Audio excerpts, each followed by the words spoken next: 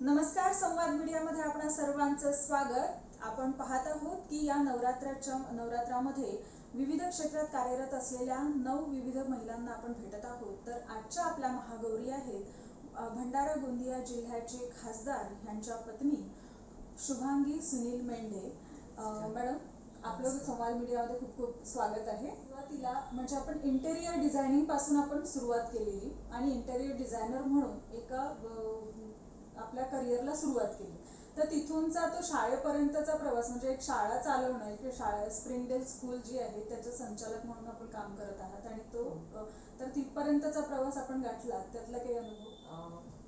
खरं तर आपण एका स्त्रीचा जो प्रवास असतो तो लग्न झाल्यावरच सुरू होतो। माझ्या लग्नाला 21 वर्ष झाले आहेत आणि 21 वर्षापूर्वी मी माझं इंटेरियर डिझायनर म्हणून करिअर सुरू केलं।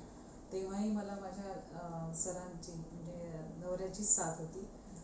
त्यांनी मला खूप प्रोत्साहन दिलं आणि 10 वर्षाचा काळ माझा ॲज अ इंटेरियर डिझायनर म्हणून खूप सक्सेसफुली गेला।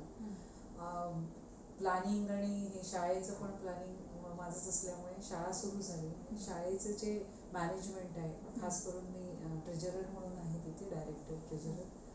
तर शाळा हा एक वेगळा अनुभव होता। तिथे जे शिकायला मिळालं हा एक मॅनेजमेंटचा पार्ट होता। तर मला महिलांसाठी खास वाटतं की सेल्फ मॅनेजमेंट हे सगळ्यांनी शिकायलाच पाहिजे। कारण आपण जेव्हा स्त्री म्हणून कामाला निघतो, खास करून बाहेर कामाला निघतो, तेव्हा आपल्याला हे मॅनेजमेंट जे होम मॅनेजमेंट असतं ते, तर तुमचं ऑफिस मॅनेजमेंट आणि नंतर तुमचं जे पूर्ण सोशल मॅनेजमेंट हे सगळं करता आलं पाहिजे। म्हणून माझा हा प्रवास असा सुरू झाला ॲज अ इंटेरियर डिझायनर।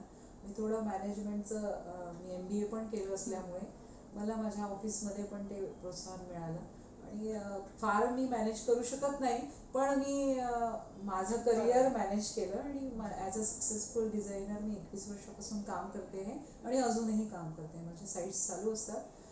या 10 वर्षाच्या प्रवासात मला जो अनुभव आला आहे की प्रत्येक स्त्रीने एक स्वावलंबी स्त्री व्हायलाच पाहिजे आणि त्याच्यासाठी मी आत्ताच बोलली की सेल्फ मॅनेजमेंट हा विषय असतो। त्यात आपण पहिले सेल्फ कॉन्फिडंट होणं खूप गरजेचं आहे, कारण आपला कॉन्फिडन्सच आपल्याला खूप काही शिकवून जातो आणि हा जर कॉन्फिडन्स नसेल तर आपण पहिले तर घरचेच आपल्याला काही काम करू देत नाही। त्यामुळे सुरुवात आपली घरापासून असते। म्हणून होम मॅनेजमेंट आणि नंतर मग आपलं ऑफिस मॅनेजमेंट असतं। शाळा माझ्या स्कूलला 10 वर्ष झाले आणि 10व्या वर्षी आम्हाला त्या स्कूलचा रिझल्ट मिळाला की आमची भंडारा जिल्हा गोंदिया जिल्ह्यातली टॉपर 12वीची आणि 10वीची आमच्या शाळेची होती। तर प्रत्येक गोष्टीच्या सुरुवातीला जो काळ असतो आणि 10 वर्षानंतरचा तुमचा सक्सेस असतो हाच सगळीकडे महत्त्वाचा असतो। तसंच आमच्यासोबत आता झालं आहे की 5 वर्ष झाले आम्ही राजकारणात नव्हतो, पण 4 वर्षापूर्वी आमचे सर नगराध्यक्ष झाले। तेव्हा राजकारण काय आणि त्याच्यातलं पहिलं पाऊल आमचं तसं होतं। BJPकडनं नगराध्यक्ष झाल्यावर आम्ही राजकारणात आलो। तर त्यावेळेस असा अनुभव आला की मी पूर्ण म्हणजे आपल्या भंडारा शहरापुरती फिरली, कारण नगराध्यक्षाचं इलेक्शन होतं। त्यात मला कळलं की इथे बचत गट आणि नगर परिषदेच्या अंडर बचत गट चालतात। तर तिथे बचत गटांमार्फत जी कामं होतात ती महिलांसाठी, त्यांना स्वावलंबी बनवायसाठी असतात आणि त्या आत्मनिर्भर, आत्ता सध्या रिसेंट आपला लोगो आहे कारण आम्ही खासदार झालो आत्मनिर्भर भारत। तर याच्यात त्यांच्यासाठी ज्या खूप साऱ्या योजना होत्या, त्यात उमेद होता आणि अजून पुष्कळ साऱ्या योजना, त्या योजनांचं सांगायला बसलं तर खूप वेळ लागेल। या योजनांमध्ये महिलांनी त्यांचं कर्तृत्व करून दाखवलं आहे। त्यांनी इतके छान बचत गटामार्फत ज्या काही वस्तू बनवायच्या त्यांच्यासाठी एक मार्केट उपलब्ध केलं। हे नगर परिषदेसाठी झालं आणि आता 1 वर्ष झालं, मला 1.5 वर्ष होणार सरांना खासदार म्हणून। तर मी भंडारा गोंदिया असा जो दौरा करते त्यात मला हे कळलं की आपल्या इथे महिला सगळं काम करतात, म्हणजे बाहेर काम करतात, शेतामध्ये काम करतात, ऑफिसेसमध्ये काम करतात, शिक्षिका म्हणून काम करतात, अशा खूप साऱ्या भूमिका त्या हे करतात। पण त्यात सगळ्यात मेन म्हणजे त्या घर सांभाळून हे सगळं करतात आणि त्यांची योग्यता कुठेतरी सिद्ध व्हायलाच पाहिजे। आपले पंतप्रधान मोदीजी सुद्धा म्हणतात की स्त्री शक्ती ही सगळ्यात मोठी शक्ती आहे आणि ती भारताची मोठी शक्ती आहे. आणि त्या बेसवरच मला असं वाटतं की मोदीजी आपल्याला एक पाठबळ देतात आहे की तुम्ही कसे स्वावलंबी व्हायला पाहिजे, तुम्ही कसे आत्मनिर्भर व्हायला पाहिजे. मोठं गोष्ट आहे म्हणजे प्रत्येक स्त्रीनी हे करायलाच पाहिजे. मी सेल्फ मॅनेजमेंट हा विषय म्हणते म्हणजे वारंवार माझ्या तोंडात आज येतो आहे. बरोबर. त्यात सेल्फ कॉन्फिडन्स आहे. त्या सेल्फ कॉन्फिडन्स सोबत एक सेल्फ रिस्पेक्ट असतो. तुम्ही काही कॉन्फिडेंटली केलं तर तुम्हाला स्वतःचा सेल्फ रिस्पेक्ट पण जागा आणि तो खूप महत्त्वाचा आहे. कारण खूप ठिकाणी आपल्याला म्हणजे प्रत्येक पायरी गाठताना आपल्याला हा सेल्फ रिस्पेक्ट आपला खूप महत्त्वाचा असतो. आणि नंतर तुम्ही जे ग्रामीण महिलांविषयी विचारलं त्यात त्यांचा कॉन्फिडन्स तर असतोच, त्यांना सेल्फ रिस्पेक्ट पण असतो. त्याच घर चालवतात खरं पाहिलं तर. कारण तुम्ही पाहाल तर शेतीची पण सगळी कामं, घरची पण सगळी कामं यांची जबाबदारी ते इतक्या उत्तमरित्या करतात. आणि म्हणूनच म्हणतात की त्यांना मला काय शिकवायचं असेल तर आता उरलेलं जे आहे त्या जेव्हा कामाला जातात तेव्हा त्यांची जी मुलगी असते घरी तिच्यासाठी मला असं वाटतं सेल्फ कॉन्फिडन्स सोबत त्यांना सेल्फ डिफेन्स आणि म्हणजे सेल्फ डिफेन्स याच्यासाठी की ते डिफेन्सिव्ह आणि त्यांच्यासाठी सिक्युरिटी हा विषय असतो तो ते विसरलेले असतात. तर तो मला असं वाटतं की त्याच्यावर काम करायला पाहिजे. महिला सुरक्षा आपण फक्त नावापुरतं नाही म्हणत, तर ती कशी घेतल्या गेली पाहिजे ते त्याचं पूर्ण आपल्याला सिस्टीम ओळखून घ्यायला पाहिजे की त्या सिस्टीममध्ये तुम्हाला काय काय त्यांना शिकवायला पाहिजे, काय काय सांगितलं गेलं पाहिजे. ते मे बी त्या अंगणवाडी सेविका असतात त्यासुद्धा हे करू शकतात. घरी असणारी त्यांची मुली त्यांचं सेल्फ कॉन्फिडन्स किंवा सेल्फ रिस्पेक्ट या गोष्टी आपण आपल्या पुरती म्हणतो, पण डिफेन्स कसा करायचा किंवा त्यांना सेल्फ प्रोटेक्शन कसं करायचं या सगळ्या गोष्टी त्यांना सांगितल्या गेल्या पाहिजे.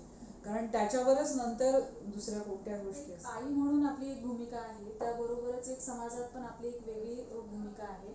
आणि यासोबतच म्हणजे घरामध्ये मुलांना सांभाळता सांभाळता शाळेमध्ये आपल्याकडे हजारो मुलं म्हणजे विद्यार्थिनी आहेत. तर त्यांच्यासाठी म्हणजे आता हा जो विचार आपण मांडलाय तर हा शाळेमार्फत आपण कशा प्रकारे त्याला राबवतो. मी आत्ता सांगितलं की मी चाइल्ड काउन्सिलिंग म्हणून काउन्सिलर म्हणूनच तिथे काम करते. शाळेची काउन्सिलर म्हणून आहे. आणि तसं आम्हाला जेव्हा 1200 मुलं आहेत आमची आणि एकूण संख्या त्या 1200 मुलांमध्ये जवळजवळ 50 मुलं तरी टार्गेट असतात आणि थोडे त्यांना काउन्सिलिंगची गरज असते. तर अशा वेळेस टीचर लोक साथ देतात. टीचर्सला पटकन कळतं की ह्या मुलामध्ये असं असा प्रॉब्लेम आहे, तर तेव्हा मग मी जाऊन काउन्सिलिंग करते. राजकारण हा विषय म्हटलं तर महिलांसाठी काही करायचं असेल तर आता मला जवळजवळ 18 लाख लोकसंख्या आहे आणि 18 लाख लोकसंख्येच्या महिलांचा विचार केला तर 18 लाखमध्ये लाखांपैकी सगळ्यांचा विचार केला आणि मग खास माझ्या मैत्रिणी महिला यांचा विचार केला. तर प्रत्येक माझी इच्छा राहिली आहे प्रत्येक तालुका वाईज मी माझं एक क्लस्टर तयार करायला पाहिजे आणि महिलांसाठी जे करता येईल खास करून त्यांच्या सबलीकरणासाठी त्यांच्या उपजीविकेत काहीतरी आधार अजून एक ॲडिशन काय होईल त्याच्यासाठी मला नेहमी काम करायला आवडेल. आता जवळजवळ 21 वर्ष झाले. पहिलेच जेव्हा आपण म्हणतात ना एंगेजमेंट झाल्यानंतर पहिलेच प्रॉमिस करून घेतलं होतं मेंढे साहेबांनी मी जे म्हणेल ते करायचं. तर त्याला मी तेव्हा होकार दिला होता पण आजही मी तो पाळते. याचं कारण त्यांनी कोणतीही गोष्ट म्हटलं हे करून बघायचं का, तर हो पॉझिटिव्ह जो आपल्या उत्तराचा भाग असतो तो म्हणजे मी मेंढे साहेबांकडनं शिकली. कारण प्रत्येक गोष्ट करताना त्याचे खास कळगे त्याचा पूर्ण अभ्यास हे सगळं करून ते प्रश्न विचारायचे आपण हे करायचं का. तर मग करताना त्यांना नाही म्हटलेलं चालत नव्हतं. तर करून बघू, यश अपयश तर नंतरचा विषय पण करून बघायला काही हरकत नाही. असे आम्ही जवळजवळ 10 वेगवेगळे प्रोजेक्ट्स केले. पण आमचा बेसिक जो होता कन्स्ट्रक्शन जे सनी कन्स्ट्रक्शन यांनी जे 25 वर्षापासून चालू आहे यांचं ते एक ठेवलंच. मेन बिझनेस तर तो होताच पण सोबत आम्ही हे सगळे जसं रेस्टॉरंट काढून पाहिलं, SS फूड प्लाझा म्हणून रेस्टॉरंट काढून पाहिलं, रिद्धी गारमेंट म्हणून काढून पाहिलं. इव्हन रिद्धी सुपर बाजार ते मी अजूनही चालवते. नो लॉस नो प्रॉफिट असलं तरी चालेल, पण ते कंटिन्यू राहिलं पाहिजे. कोणती गोष्ट बंद पडू नये याची काळजी घेतली. आणि पुष्कळ असे वेगवेगळे छोटे छोटे बिझनेस पण करून बघितले. पण हे करून बघितल्यावरच कळलं की त्याच्यात यश किती आहे आणि अपयश किती आहे. पुष्कळ तीन बिझनेसमध्ये आम्हाला अपयश आलं, आम्ही ते बंद केले. पण असे बिझनेस करून बघणे हाच एक एक्सपिरियन्स होता. हां, तर याचा अनुभव आम्हाला, जसं आता आमची शाळा आहे, शाळा सुरू केल्यावर ती 10 वर्षांनी त्याचं आउटपुट मिळतं. काही ठिकाणी अगदी 1 वर्षात आपल्याला बेनिफिट मिळतो. गोष्ट करून पाहिली आणि त्याच्यात सतत मेहनत केली तर त्याच्यात आपल्याला यश मिळतंच, एवढं हे शिकलेली आहे. तर असाच पाठिंबा मी प्रत्येक क्षेत्रात त्यांना दिला. खास आमच्या बिझनेसमध्ये म्हणता येईल, मी स्वतः मॅनेजमेंट केलं. MBA करून मग त्यांच्यासोबत माझ्या ऑफिसमध्ये एक त्यांचं ड्रॉइंग सेक्शन सांभाळते. मग तिथनं जे शिकते त्यावरनंच मी माझे स्वतःचे डिझाईन्स बनवू शकते. आणि मग मी इंटेरियर डिझायनर म्हणून तर काम करतेच. त्याचा त्यांना किती फायदा होतो माहिती नाही, पण माझी सेल्फ क्रिएटिव्हिटी मी जागी ठेवते. शाळेमध्ये शाळा चालवताना मी सांगितलं तसं मी काउन्सिलर म्हणून पण आहे आणि मला ते आवडतं. तिथे तेवढं त्यांचं माझं योगदान असतं. आणि राजकारणात आता आम्हाला 4.5 वर्ष होणार. या 4.5 वर्षात लोकप्रतिनिधी म्हणून जसं यांना ॲक्सेप्ट केलं तसं प्रथम महिला म्हणून मला ॲक्सेप्ट केलं होतं भंडारेवाल्यांनी. आणि बहुतेक आता खासदार पत्नी म्हणून दोन्ही जिल्ह्यांमध्ये मला ओळखतात लोक. आणि माझी अशी ओळख माझ्या सरांमुळेच आहे, खासदार सुनील मेंढेंमुळे. आणि आय प्राऊड टू बी खासदार. खरं. तर ह्या सगळ्या गोष्टीमध्ये म्हणजे एक साधा प्रश्न, जेव्हा आपण महिला म्हणून आपण घरात आहोत आणि आपल्या साहेब आता खासदार आहेत, ज्या वेळेला महिलांचे प्रश्न त्यांच्या समोर येतात किंवा भंडारा गोंदियासारखं हे दोन्ही क्षेत्र जेव्हा त्यांना हाताळावं लागतात, सांभाळावं लागतात, तर अशा वेळेस ते प्रश्न सोडवताना आपली काही मतं ते घेतात का, की काही अशा समस्या आलेल्या आहेत, कारण आपण सुद्धा कार्यरत आहात, तर घरी येऊन ते डिस्कस करतात का? सध्या तरी पॉलिटिक्स आणि घर असं वेगळं ठेवलेलं आहे मी. पण जेव्हा क्षेत्रातल्या कुठूनही कोणीही मदतीची हाक मारली आणि मी जर करू शकली तर मी ती करतेच. नॅशनल फेडरेशन ऑफ ब्लाइंड्सच्या साठी आम्ही नुकताच कार्यक्रम घेतला. त्यात पांढरी काठी दिनानिमित्त काठ्यांचं आणि कोविडमध्ये जे होते ते आत्मनिर्भर असतात आणि त्यांची कामं सध्या बंद पडली, तर त्यांच्यासाठी आपण धान्याची किट असं एक प्रोव्हिजन केलं. तर असे काही छोटे छोटे उपक्रम करताना त्यांची नेहमी साथ असते. आणि ते म्हणतात की हा तू स्वतः कर, यात काहीच प्रॉब्लेम नाही. आणि तुला जर मेन म्हणजे हे प्रोत्साहन त्यांच्यापासूनच मिळतं की कधी कोणी आलं आणि त्यांनी विचारलं मला अशी मदत पाहिजे, तर आम्हाला जशी जमेल तशी आम्ही दोघंही जण करतो. तर यात राजकारणाचा विषय नसतो, पण सल्ला घेण्यालायक असं नसतं काही. खास करून आपल्याला जी कामं करायची असते ती आपण वेगळी करू शकतो आणि माझ्या रिलेटेड असतात ते मी करतेच. म्हणजे मला जर जमत असेल तर मी ज्याला मदत करायची आहे ती मी करतेच. आणि पुष्कळदा असं होतं की साहेब फोन नाही उचलत आहे म्हणून मला फोन केला, तर त्यांची पण कामं होतात. म्हणजे मला काम करताना कधी मी बघत नाही किंवा मला माझ्याकडे आलाय किंवा त्यांच्याकडे आलाय, दोन्हीकडनं मी त्यांचं म्हणजे ॲटलिस्ट थोडासा न्याय तरी देते की तो झालं पाहिजे आणि केलं पाहिजे असं.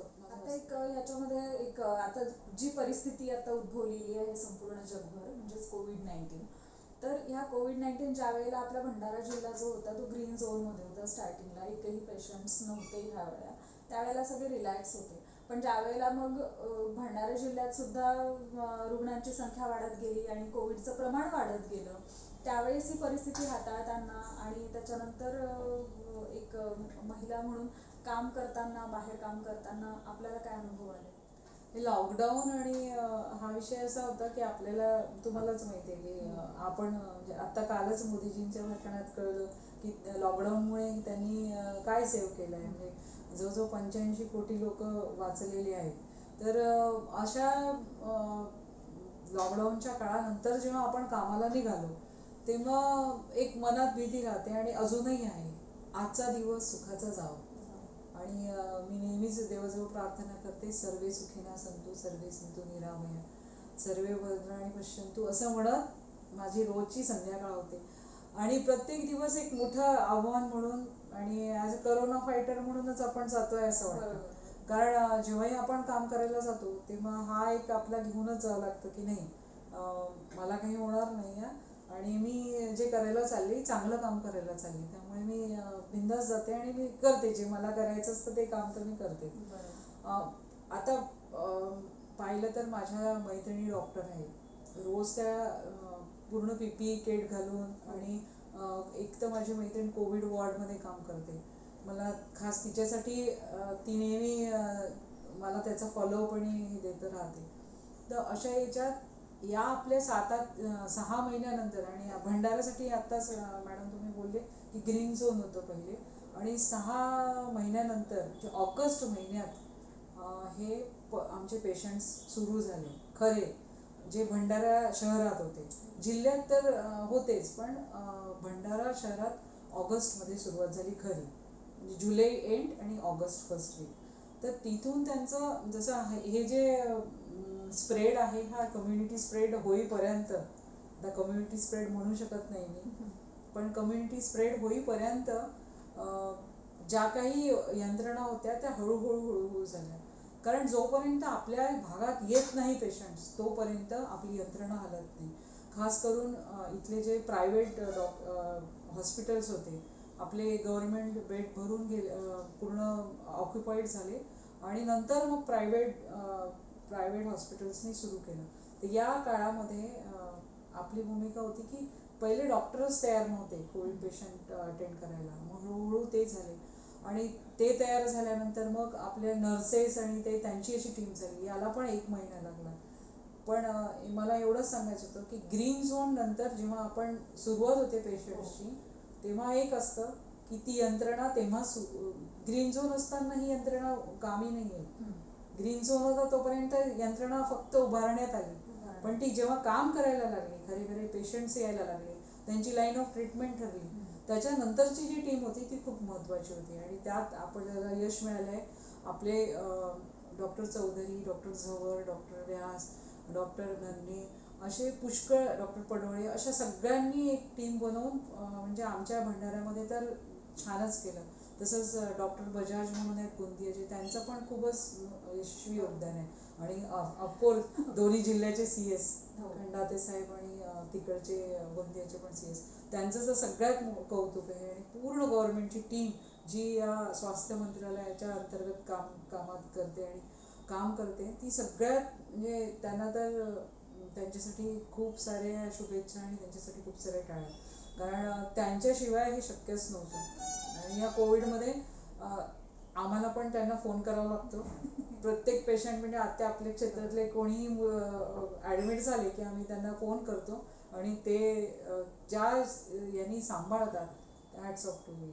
म्हणजे बिलकुल म्हणायलाच पाहिजे की त्यांचं खूप सारं. पुढचा प्रश्न असा राहील माझा की जसं आता म्हणजे म्हणतात की मेंढे मॅडमचा पण प्रभाव आहे, तर हे कितपत खरं आहे? प्रभाव आहे, प्रभावशाली व्यक्तिमत्व माझं आहे की नाही याच्याबद्दल मी साशंक नाही आहे, पण मी कॉन्फिडंट आहे की मी जे पण काही करील ते समाजासाठी खूप चांगलं करील आणि चांगल्या भावनेने करील आणि मला जे जमेल ते करेल. माझ्याकडे कोणी आलं तर एक दिलासाचे बोल तरी मी त्यांना देते. काय मदतीसाठी आपण जेव्हा हात समोर करतो तेव्हा ती मदत फक्त पैशांनी नसते, ती आपल्या गोड बोलण्याने पण असते. आणि तेच मी करू शकते, कारण माझं सगळ्यांवर प्रेम आहे. मला बिलकुल कोणाशीही भांडता येत नाही किंवा त्यांच्यावर रागवता येत नाही. मी माझ्या शत्रूला पण माफ करते. त्यामुळे माझ्या त्या स्वभावामुळे हा माझ्या आईबाबांचे संस्कार आणि देण आहे. त्यामुळे ते पण कधीच म्हणतात की ठीक आहे, त्यांचा समोरच्याचा राग जरी आला तरी त्याच्यावर रागवू नये आणि कोणालाही अपशब्द बोलू नये. तर ही जी ठेव मला मिळाली आहे ही मी करते, म्हणून बहुतेक म्हणजे माझ्या या क्षेत्रात मला ओळखतात लोक.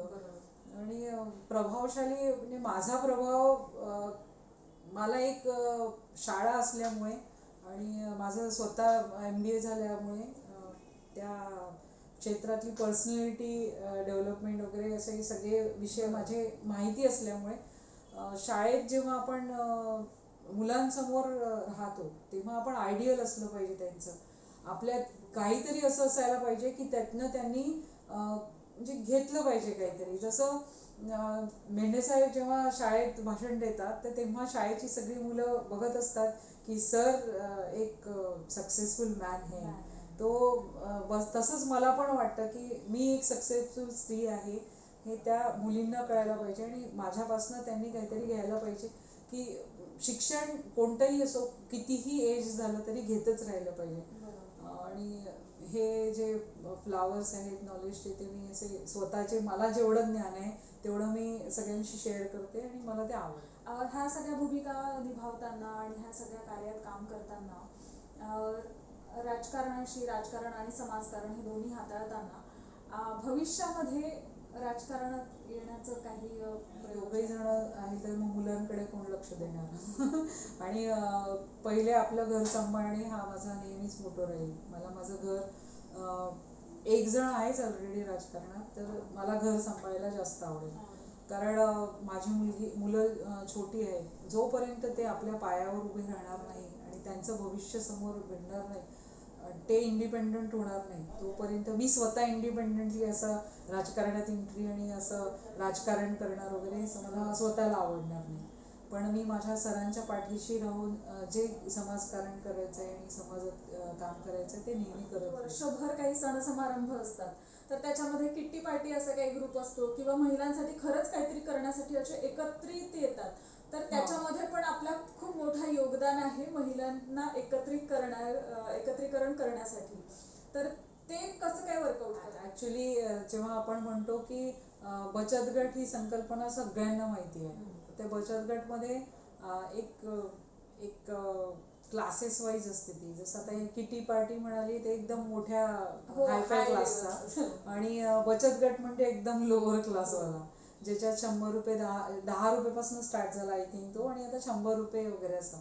पण मग मला 10 वर्षापूर्वी अशी जी आयडिया सुचली तेव्हा माझ्या कर्तृत्ववान मैत्रिणी असा आम्ही ग्रुप केला. त्यात 20 जणी आहेत आणि 20 जणांचा आमचा संयुक्त म्हणून ग्रुप आहे. त्यात सगळ्या जणी गृहिणी आहेत, काही वर्किंग आहेत, पण त्या सगळ्या गुणी आहेत. गुणी लोकांचा असा 20 जणांचा आमचा ग्रुप आहे. त्यात संयुक्त ग्रुपच्या महिलांचं खास सांगते की त्या महिलांसाठी काहीतरी करायचं आहे याच्यासाठी त्या सतत तयार असतात. जे म्हणेल मी जर म्हटलं की आपल्याला असं असं करायचं आहे तर त्या बिलकुल तयार असतात. असा आमचा ग्रुप आहे जे म्हणजे महिला दिनाच्या निमित्त कार्यक्रम किंवा मग मुलांसाठी समर कॅम्प आहे किंवा मग आपल्याला वृद्धाश्रमात फळ वाटप आहे, अशा प्रत्येकाच्या वाढदिवसाला च्या निमित्ताने वगैरे आम्ही असं करत असतो. आणि हा ग्रुप आमचा मिडल क्लास आहे.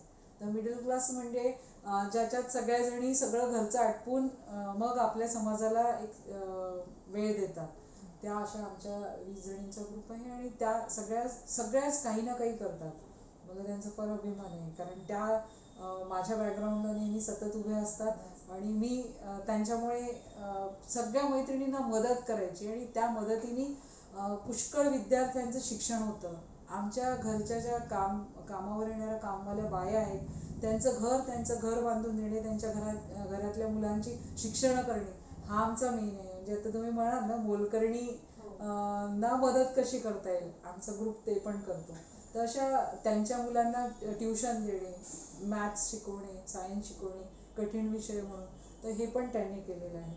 आणि एकीचा तर क्लासच आहे, एकी ट्युशन्सच घेते. तर अशा छोट्या छोट्या, एकीचं बुटीक आहे, एक जण छान ट्रेनर आहे, एक जण म्हणजे क्रीडा याच्यात आहे. असे छोटे छोटे वेगवेगळ्या क्षेत्रातले असल्यामुळे त्याचा माझ्या ग्रुपला फायदा होतो आणि सगळ्या क्षेत्रातले असल्यामुळे तो पण एक मला अभिमान वाटतो की आपण माझ्या ग्रुपमध्ये सगळ्या क्षेत्रातल्या महिला आहेत आणि मी पण एक त्यांच्यामुळे वेगवेगळी कामं करू शकतो. त्यांच्या पण काही समस्या असतील किंवा तुमचं जे काही डिस्कशन होत असेल, तुमचं जेव्हा जेव्हा किंवा गेट टुगेदर होत असेल, तर अशा वेळेस काही प्रश्न होतात. जसं काय आता देशभर बघाल तर महिला म्हणजे लैंगिक अत्याचाराच्या घटना फार मोठ्या प्रमाणात प्रत्येक समाजामध्ये प्रत्येक ठिकाणी हा जो प्रकार आहे हा खूप मोठ्या प्रमाणात वाढतो. मग तुम्हाला काय वाटतं की ह्याची सुरुवात कुठून होते? म्हणजे घरातून होते, समाजातून होते, की म्हणजे कुठे ही विकृती कुठे घडते? आणि ही विकृती घालवण्यासाठी तर त्या मुलांना बॅड टच काय, गुड टच कसं असतं, म्हणजे ह्याच्याविषयीचं प्रशिक्षण जे आहे ते कोणत्या वयातनं सुरुवात करायला पाहिजे? आणि पालक जे आहे ह्या सगळ्या गोष्टी डिस्कस करायला खूप घाबरतात की मुलांना कशा काय आपण मुलीला ह्या सगळ्या गोष्टी कशा सांगाव्यात. पण आता काळाची गरज आहे की पालकांनी ह्या सगळ्या छोट्या छोट्या गोष्टी मुलांना सांगितल्याच पाहिजे. तर त्यावर आपलं चौथ्या वर्गात त्यांना सांगितलं गेलं पाहिजे की म्हणजे मला असं वाटतं की चौथ्या वर्गात त्या मुलीला माहिती असायला पाहिजे की बॅड टच काय, गुड टच काय. आपण शाळेत हा कार्यक्रम पण राबवतो बॅड टच आणि गुड टच बद्दल. पण हे पण सांगताना पॅरेंट्सची एक भूमिका राहील, खास करून आईची एक भूमिका राहील. आईने हे सांगितलं पाहिजे की काय होतं, काय प्रोसिजर राहते, काय तुझ्यासोबत होऊ शकतं, काय तुझ्यासोबत घडू शकतं. तिला तिचे प्रायव्हेट पार्ट्स कसे जपून ठेवायचे हे सांगतो, कुणी हात लावू नये असं सांगतो. पण सांगताना जो अवघडलेला हे असतो विषय तो पण सांगितला गेला पाहिजे. आणि मुलांवर कसे संस्कार करायचे हा त्याचाच एक भाग आहे. कारण मुलं कुठून शिकून राहिले तर टी व्ही, मीडिया इथून शिकून राहिले, सिनेमे, एंटरटेनमेंट याच्यावरनं शिकून राहिले. मग या मुलांना आपण कसं सांगायचं की हा भाग पाहू नको, सिनेमांमधला म्हणा किंवा टी व्हीवरच्या सिरियल्समध्ये म्हणा, काय दाखवलं गेलं हे मॉडर्नायझेशनमध्ये आपण खपवून घेतो. पण ते कितपत योग्य आहे? तुझ्यासोबत असं घडलं तर तू काय करशील हे सांगतो का आपण? नाही. कारण ते मुलं मोठे झाल्यावर, ते यंगस्टर्स बनल्यावर ते तसंच वागतात आणि त्या गोष्टींचं अनुकरण करतात असं मला वाटतं. कारण माणूस जे शिकतो आहे ते आता व्हिज्युअल बेसिक आहे. तुम्हाला लहानपणापासून मुलांच्या हातात मोबाईल द्यावा लागत आहे. आणि या कोविड अंतर्गत तर ऑनलाईन क्लासेस म्हणजे तुमच्या हातात सतत मोबाईल राहणार. मग मोबाईलवर काय बघायचं आणि काय बघायचं नाही याच्यावर तुमचं ऑब्जेक्शन असायलाच पाहिजे. शाळेचा विषय असल्यामुळे मी तुम्हाला सांगू इच्छिते, mobile is hazardous to health and community also. कारण त्या मोबाईलचा जेवढा उपयोग आपल्याला असतो त्याच्यापेक्षा दुरुपयोग मुलं करतात आहे. आणि यंग जनरेशननी तर या मॉडर्न जगामध्ये मोबाईलपासून दूर राहा असं म्हणू शकत नाही, कारण सगळं जगच मोबाईलमध्ये आहे. म्हणून या सगळ्या गोष्टी तुम्ही कशा शिकणार? तर आता आपण कोविडमध्ये शिकलो की बॅक टू नॉर्मल, तुमची जी ओरिजिनल जी भारतीय संस्कृती होती त्याच्याकडे आपल्याला जायचं आहे. कोविड आपल्याला हे शिकवतो आहे की तुम्ही नॉर्मल कसे पहिले भारतीय संस्कृती जपा आणि नंतर मग सुरुवात करा. मॉडर्न राहा असं म्हणत मॉडर्न राहा असं आपण म्हणतो, बरोबर आहे. पण या मॉडर्नायझेशनच्या नावाने जे तुम्ही करताय ते फार चुकीचं आहे.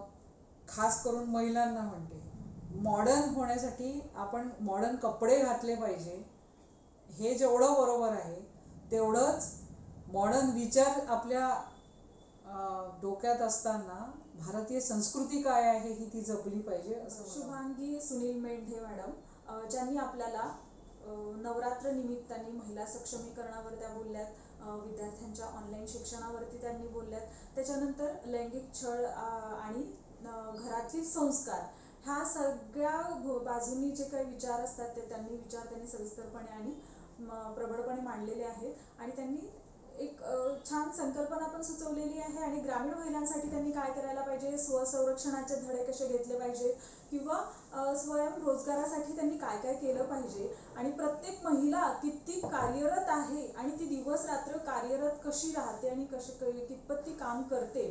तर ह्या सगळ्यांचा आढावा म्हणजे त्यांची ती आकलनिक शक्तीच म्हणायला पाहिजे. कारण ह्या समाजकारणाच्या माध्यमातून त्या ग्रामीण स्तरावरती त्या फिरत असतात, त्याच्यामुळे त्यांना त्या बघायला मिळतात आणि ज्या त्यांनी गोष्टी बघितलेल्या आहेत त्या गोष्टींचा आज त्यांनी आपल्यासमोर मत व्यक्त केलं. याच्या माध्यमातून मी शुभांगी मॅडम यांचे खूप खूप आभार मानते. धन्यवाद. नवनवीन व्हिडिओ पाहण्यासाठी या चॅनलला सबस्क्राईब करा आणि बेल आयकॉनवर क्लिक करा.